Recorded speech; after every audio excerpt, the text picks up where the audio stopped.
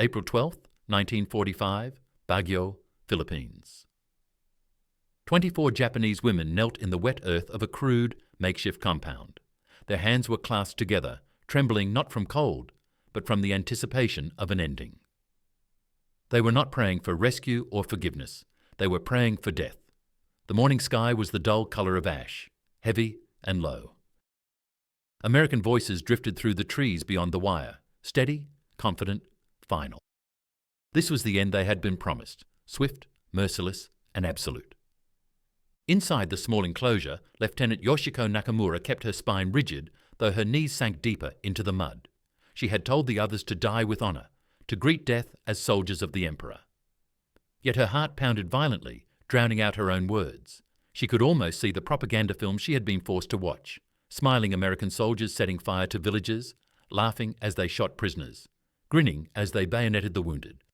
Those images had been fed to her for years, engraved into her mind, until mercy itself seemed like an illusion. The sound of boots approached, a synchronized rhythm that made the air tighten. The women bowed their heads lower. They heard the metallic clatter of weapons, the murmur of English, the scrape of a latch. The gate opened, but the men who entered did not carry rifles raised in execution. They carried crates, wooden crates stamped with faded stencils, food, bandages, blankets. One man, his uniform caked with red dust, dropped to one knee and set a box on the ground. The women flinched, expecting a trick, but when he opened the crate, the scent that rose wasn't of gunpowder or oil. It was bread, warm, real bread. That moment shattered everything they believed about the enemy. The story of these 24 Japanese women prisoners of war has nearly vanished from the official record. Their names are rarely written. No classroom mentions their existence. No film dramatizes their ordeal. Yet what happened in that compound in the hills of Baguio exposes a truth deeper than victory or defeat. A truth about how propaganda blinds and how humanity can flicker to life even amid the ashes of total war. To understand how these women came to kneel in the mud of April 1945, one must look 6 months earlier. In October 1944, General Douglas MacArthur returned to the Philippines, fulfilling his famous promise to reclaim the islands. The Japanese garrison, exhausted and undersupplied, dug into the rugged terrain for one final defence. Across Luzon alone, nearly 30,000 Japanese troops fought a war of desperation. Among them were roughly 200 women, nurses, clerks, radio operators, and communications officers attached to the Imperial Army. Their training had been brutal. The Senjenkun, the code issued to all soldiers, left no doubt. Do not live to experience the shame of capture. Officers carried cyanide capsules.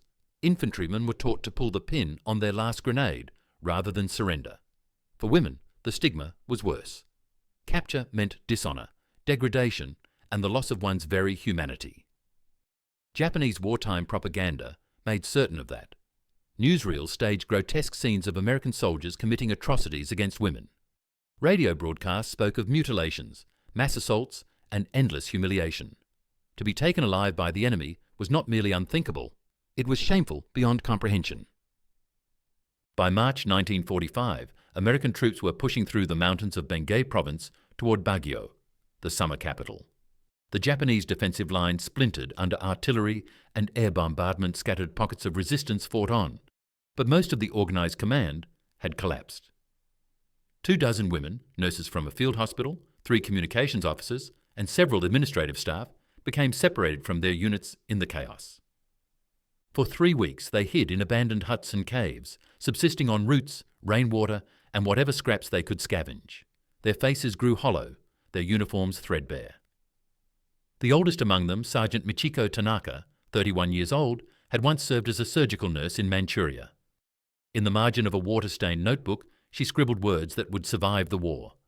We have no food, no medicine. Fumiko's fever worsens. Every night I hear the Americans passing. Every night I think, tomorrow they will find us. Tomorrow it ends.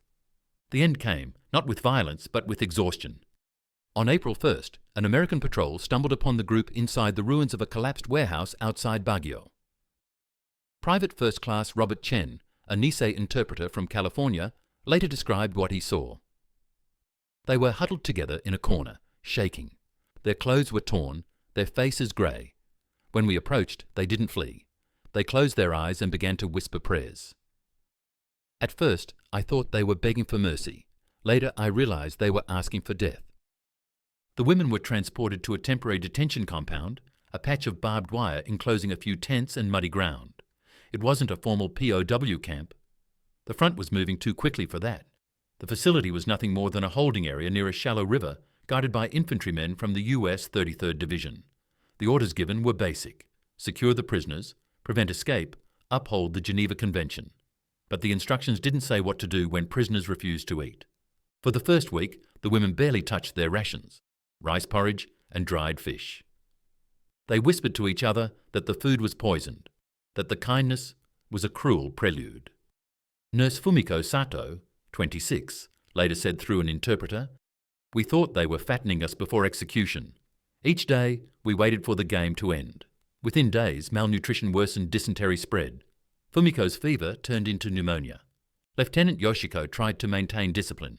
She called morning assemblies. She insisted on proper posture, on salutes, on reporting names, but her voice weakened and her words lost power. They were no longer soldiers. They were shadows of what war had made of them, ghosts awaiting confirmation that they were already dead." Outside the wire, the sound of supply trucks roared through the jungle roads, convoys carrying ammunition, fuel, and crates of rations northward. Inside, 24 women lingered in silence, too weak to move, too proud to surrender completely, too indoctrinated to believe in mercy. Then came April 12th. Captain William Morrison, age 34, arrived that morning on a routine inspection. Before the war, he had been a high school history teacher from Portland, Oregon, a man who once lectured on the lessons of compassion and conflict. Since landing at Leyte 6 months earlier, he had seen unspeakable things: villages bombed to ash, comrades mutilated, bodies left unburied. He'd learned to think in categories: friend or foe, us or them, life or death. But that morning, as the mist lifted over the Baguio hills, something about the sight before him cut through those categories. He saw 24 women kneeling in mud, their heads bowed, their faces skeletal. They looked less like enemies and more like people already halfway gone. Captain Morrison stood silently at the edge of the compound, sunlight breaking through the trees and striking the wire fence in fractured glints. The women flinched at every sound. They thought he was there to announce their execution. Morrison turned to his interpreter, Private Chen, and asked, "What's wrong with them?" Chen hesitated before answering. "Sir, they believe they're here to die. They think the food's poisoned. They don't eat because they don't want to prolong the suffering." Morrison felt a knot form in his chest. The women had been abandoned by their commanders, betrayed by the lies they'd been fed, and yet still held prisoner by those same lies. He removed his cap, rubbed his forehead, and muttered, "Good God, these aren't soldiers anymore." He looked around the camp, 24 frail figures, their faces streaked with mud, their eyes sunken yet alert with fear. For months he had been told that the Japanese were fanatics, inhuman, incapable of compassion. But what he saw now was human misery, stripped bare. No weapon, no fight, only exhaustion and terror. He made a decision that wasn't written in any field manual. "Get me breakfast," he told his supply sergeant. "Sir?" "Breakfast, real breakfast, everything we've got." Within an hour, the men returned from the division's supply depot with wooden crates stacked high. The scent arrived before the soldiers did: bread, coffee, canned meat, fruit cocktail, chocolate. The guards formed a line and carried the boxes through the gate. The Japanese women froze, waiting for the moment the illusion would break. Corporal James Rodriguez, a 22-year-old from San Antonio, later wrote in a letter to his sister, "They didn't believe what they were seeing. You could tell they thought it was a trick. Then one started crying, then another. I'd seen combat, but I'd never seen anything like that." Sergeant Michiko Tanaka was the first to move. She rose slowly, her bare feet sinking into the wet ground, and approached one of the crates. She picked up a can of corned beef, turned it over in her hands, and looked at Captain Morrison. Her lips trembled. "She's asking if it's poison," Chen translated. Morrison took the can, opened it with his knife, and ate a forkful. Then he handed it back. "Tell her," he said, "it's real. Tell her they're not going to die today." The reaction was immediate and wordless. The dam broke. The women surged forward, not in panic, but in reverence. They took food carefully, reverently, as if afraid it might vanish. Some sat right there in the mud, eating with their hands. Others carried bread to the sick who couldn't stand. Private Yuki Harada, only 19, held a chocolate bar like it was a holy relic. Later, she said through an interpreter, "I thought I was dreaming, I thought I had died, and this was heaven. I couldn't understand why our enemies were feeding us." Over the next few days, Morrison requisitioned medical supplies and canvas sheets. The muddy ground was replaced with dry tarps. A water purification unit arrived. An army medic examined Fumiko Sato and began her on sulfur drugs for pneumonia. The camp, once a grim holding pen, began to look almost humane.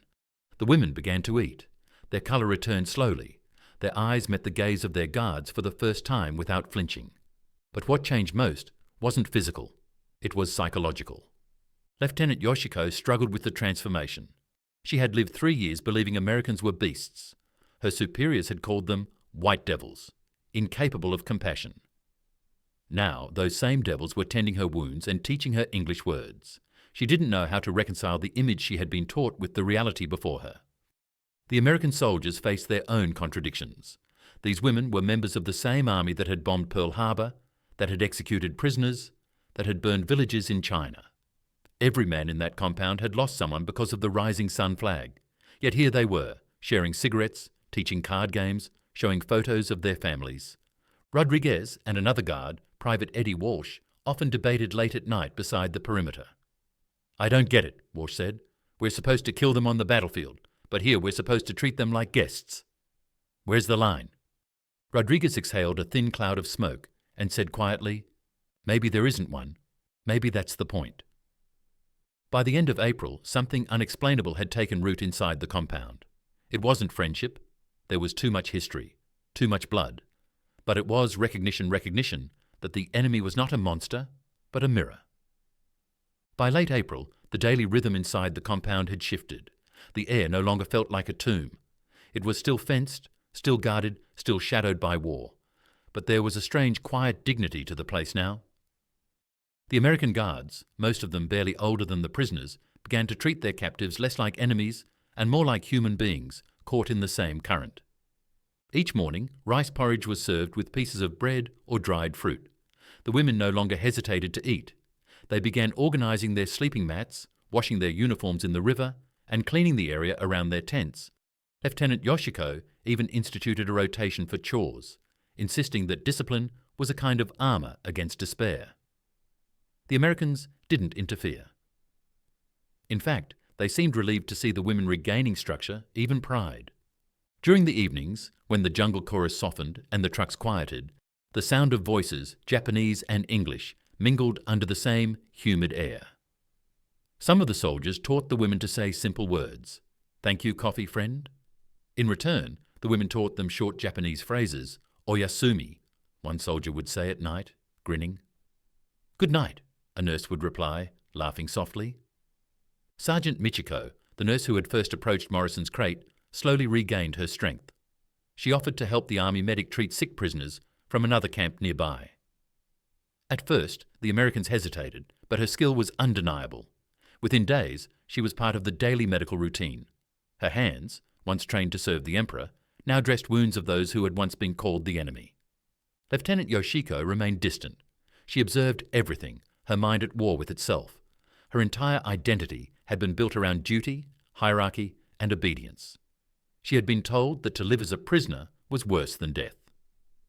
But now she found herself giving orders to American soldiers about sanitation, discussing logistics with Captain Morrison, and catching herself saying thank you in halting English.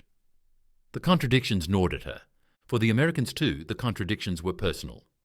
Corporal Rodriguez, who had lost his cousin at Guadalcanal, watched one of the women, Private Yuki, string together English words to describe her home near Osaka. "Mountains," she said, tracing a shape in the air. "River, cherry blossom." He had never imagined that a Japanese soldier could talk about beauty with such innocence. That night, in a letter home, he wrote, "I don't know what to think anymore. Maybe we've all been lied to." One afternoon, heavy clouds rolled in from the west, and a tropical downpour swept across the compound. The guards shouted for the women to get under cover. Canvas tarps flapped, mud splashed. Private Yuki ended up crouched beneath a tarp with 3 American soldiers. None of them spoke for a while, then someone passed a pack of Lucky Strikes. They smoked in silence, watching the rain hit the earth in silver needles.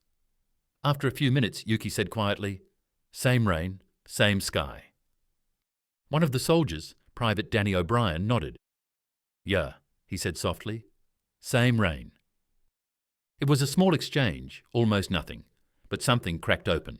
The enemy was gone. For a fleeting moment, there were only people sheltering from the same storm. By early May, word filtered through that Germany had surrendered. The war in Europe was over. The Pacific was now the last battlefield. The Japanese holdouts in Luzon were either dead or scattered in the mountains. For Captain Morrison, the compound had become a paradox, technically a prison, yet also a fragile sanctuary. Orders arrived from division headquarters. The women were to be transferred to a permanent facility near Manila. The compound would be dismantled. The guards reassigned. Morrison felt a pang of unease. The strange, accidental community they had built would vanish. That evening, he gathered the women near the gate. Through Private Chen, he explained that trucks would come in the morning. They would be taken to Manila, given better medical care, and eventually sent home after the war. The women listened in silence, their faces unreadable. Then Michiko stepped forward. "She asks if you'll be there in Manila," Chen translated. Morrison shook his head. "No," he said quietly. "My unit is moving north." Michiko bowed deeply. The others followed. It wasn't a gesture of submission. It was gratitude, recognition. Morrison hesitated, then awkwardly returned the bow. "You deserve to be treated like human beings," he said. "I'm glad we could do that much." At dawn, the trucks arrived. The women climbed aboard, their meagre belongings tied in cloth bundles.